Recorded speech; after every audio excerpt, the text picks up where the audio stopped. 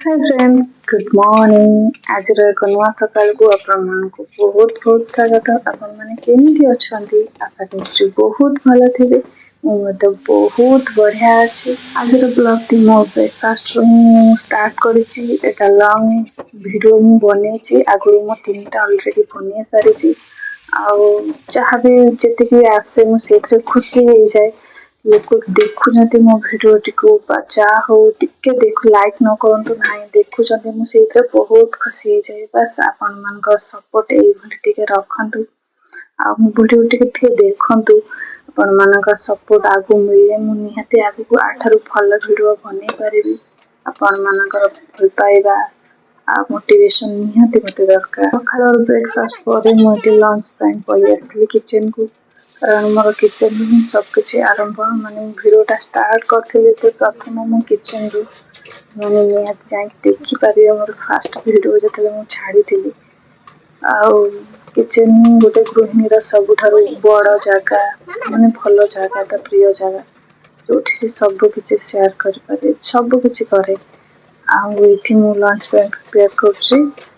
Launcher ଖାଇବା ଅଧା ହେଇଗଲାଣି। ବାସ୍ ଅଧାରୁ ମୁଁ ଏଠି ହାଲକା ହାଲକା ଟିକେ ଦେଖି ଦଉଛି। ଫୁଲ୍ ଭିଡ଼ିଓ ତ ଆଣିଲେ ବହୁତ ଲଙ୍ଗ ହେଇଯିବ, ଆପଣମାନଙ୍କୁ ବୋର୍ ଲାଗିବ ଏତେ ଲଙ୍ଗ ଭିଡ଼ିଓ ହେଇଗଲେ।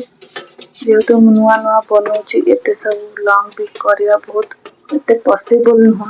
ସବୁ ପରିବା ହାଲକା ଟିକେ ବମ୍ଫେଇ ଦେଇଥିଲି ଲୁଣ ଦେଇକି। ତାପରେ ସିଝି ଗଲା ପରେ, ସମ୍ପୂର୍ଣ୍ଣ ସିଝି ନଥିଲା, ହାଲକା ଖାଲି 50% ସିଝିଲା ପରେ ମୁଁ କାଢି ଦେଇଥିଲି। ଆଉ ମସଲା କଷିକି ଏଥିରେ ଦେଇଦେଉଛି।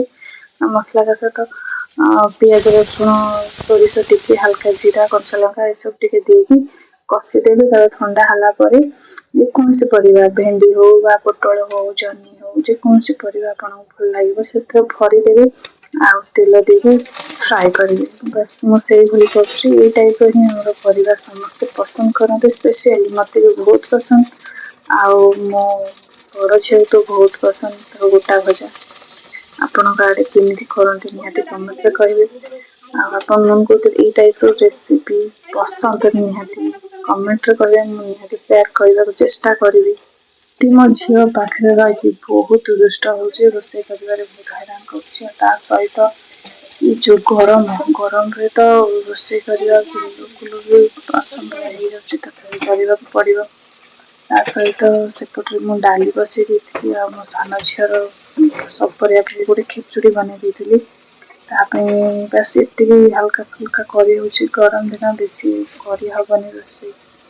ଆଉ ତାର ଟିକେ ସିଝା ମୁଁ ଜଷ୍ଟ ଟିକେ ଅଧା ଚାମଚ ଘିଅ ଦେଇକି ମୁଁ ଫୁଟେଇ ଦିଏ।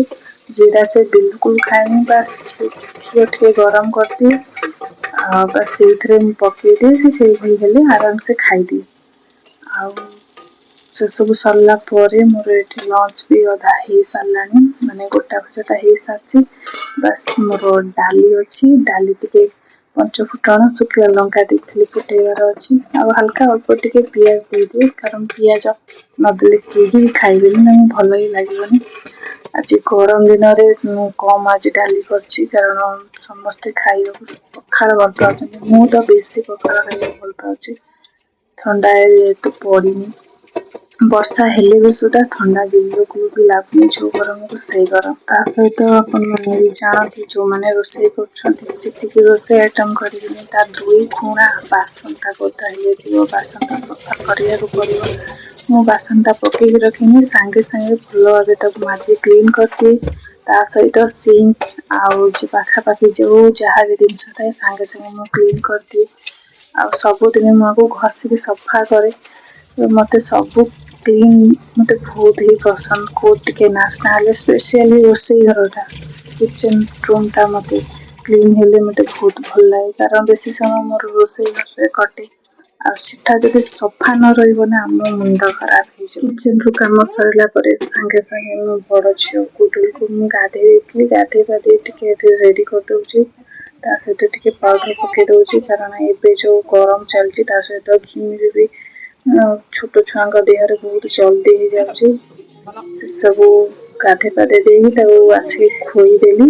ସାନ ଝିଅକୁ ଖୋଇ ଦେଇକି ଶୋଇଦେଲା ପରେ ବଡ଼କୁ ଆସିକି ଖୋଇଦେଲି ଗୁଡୁଲକୁ। ତାର ଦୁଷ୍ଟାମି ବହୁତ।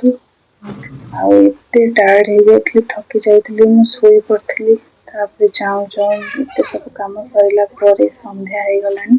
संध्यार सब काम सरला परे संध्यार व्यू किछि मु शेयर करछि। आ एते सुंदर पवन ता सहित मेघ एते बढ़िया से आसीथिला लागला जेमती गरम रे ये एसी लागी जाइछि। मोर ए चैनल टिको सब्सक्राइब करबाको बिल्कुल भूलिबेनी। छोट लाइक टे निहाती करिवे। आपन मानको फोन देखा नेक्स्ट